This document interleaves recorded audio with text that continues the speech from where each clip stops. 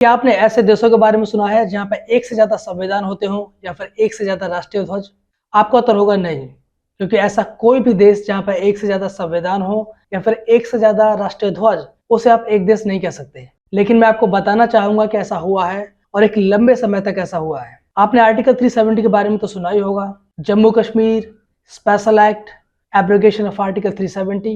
ये एक ऐसा एक्ट रहा है जिसने जम्मू कश्मीर को न केवल अपना संविधान चुनने की आजादी दी, बल्कि अपना अलग राष्ट्रीय ध्वज भी। मैं आज इसी विषय पर बात करने जा रहा हूँ। लेकिन आर्टिकल 370 के जन्म, इसके उपयोग और इसके एब्रोगेशन के बारे में बात करने से पहले मैं चाहूंगा कि हम जम्मू कश्मीर के इतिहास के बारे में जानें।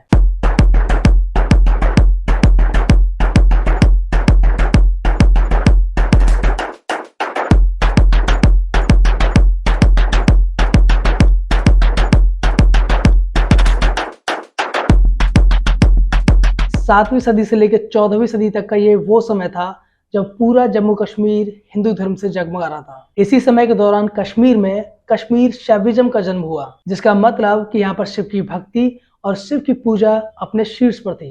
क्योंकि शिव की पूजा और इससे जुड़ी तंत्र विद्याएं जो कश्मीर में होती थी वो अपने अलग ढंग से होती थी, इसलिए इसको कश्मीर में कश्मीर शैविज्म का नाम दिया गया। बाद में शिव की पूजा और उससे जुड़ी तंत्र विद्याओं का यह विशेष रूप बाकी के भारत में त्रिका के नाम से फैला। इस समय तक जम्मू कश्मीर में बाहर के लोगों का कोई नाम नहीं था, लेकिन जब हमने 1339 में प्रवेश किया तब ये पहली बार था कि एक मुस्लिम शाहमीर के नाम से पहली बार जम्मू कश्मीर का शासक बना।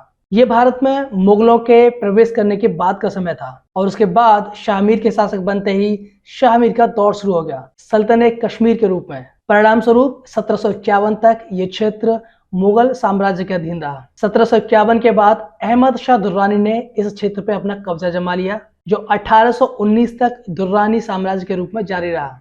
1819 में दुर्रानी शासन सिख राजा रंजीत सिंह के अधीन चला गया।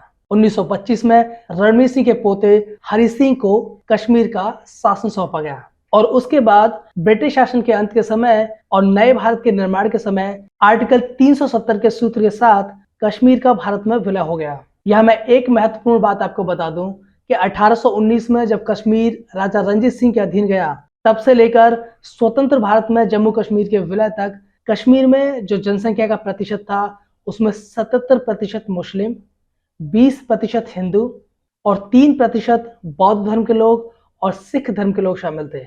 मुख्य रूप से भारत की आजादी के समय कश्मीर में मुस्लिम जनसंख्या मेजोरिटी में थी, जो आज भी है। आर्टिकल 370 जो कि टेम्पररी और ट्रांजिशनल था भारतीय संविधान में, इसने जम्मू कश्मीर को एक स्पेशल स्टेटस दिया, जिसमें एक कहा गया कि जम्मू कश्मीर की संसद को यह सुनिश्चित करने का अधिकार है कि भारत का संविधान जम्मू कश्मीर पर किस हद तक लागू होगा। इस आर्टिकल के तहत जम्मू कश्मीर को अपना एक अलग संविधान और एक अलग राष्ट्रीय ध्वज चुनने की आजादी थी। 5 अगस्त 2019 को, अब से लगभग 4 साल पहले, भारत सरकार ने राष्ट्रपति के एक नए आदेश के जरिए 1954 में बने कश्मीर के संविधान को समाप्त कर दिया और नए आदेश के तहत भारतीय संविधान के सभी नियमों को जम्मू कश्मीर पर लागू कर दिया। यही नहीं, अगले ही दिन यानी कि 6 अगस्त को एक नया ऑर्डर जारी किया गया, जिसके तहत केवल एक क्लॉज को छोड़कर आर्टिकल 370 के सारे क्लॉजेस को खत्म कर दिया गया। जब से आर्टिकल 370 को एब्रोगेट किया गया है या इसे खत्म किया गया है, तब से इसके एब्रोगेशन के खिलाफ सुप्रीम कोर्ट में कई सारी याचिकाएं दायर की जा चुकी हैं, जिन पर 2 अगस्त 2023 से सुप्रीम कोर्ट में सुनवाई जारी है।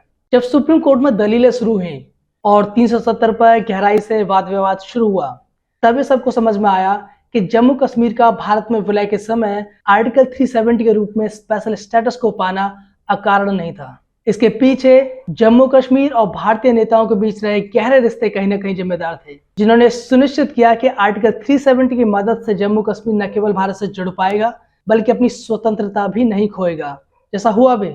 भारत में विलय होने के बाद जम्मू कश्मीर न केवल अपना अलग संविधान रख पाया, बल्कि ये अधिकार भी कि बिना जम्मू कश्मीर की इजाजत के उस संविधान को कभी भी भंग नहीं किया जा सकता। अब आप शायद समझ गए होंगे कि मैं क्यों 2 संविधान और 2 नेशनल फ्लैग की बात कर रहा था।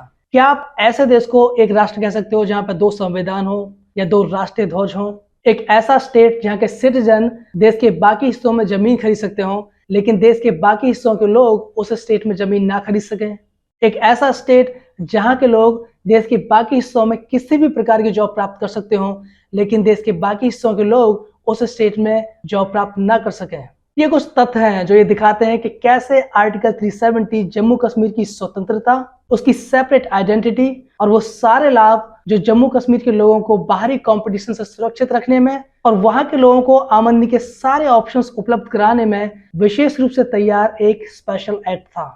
1954 एक अलग समय था। ये वो समय था जब देश आजाद हुआ ही था और हर उस देश की तरह जिससे आजादी के तुरंत बाद बहुत सारे संघर्षों का सामना करना पड़ता है, इस देश के सामने भी चुनौतियां अपार थीं। उस समय भारत की लीडरशिप के पास कितना समय था जम्मू कश्मीर के भारत में विलय की इस चुनौती से निपटने का, इस पर बहस की जा सकती है। लेकिन आजादी के 70 साल बाद भी देश को इस तरह से विभाजित रखा जाए और पास्ट में हुई उस गलती को सुधारा ना जाए, खास तौर पर जिस तरह के हालात रहे जम्मू कश्मीर में पिछले 70 सालों में, ये 1954 में हुई गलती से भी ज्यादा बड़ी गलती होती।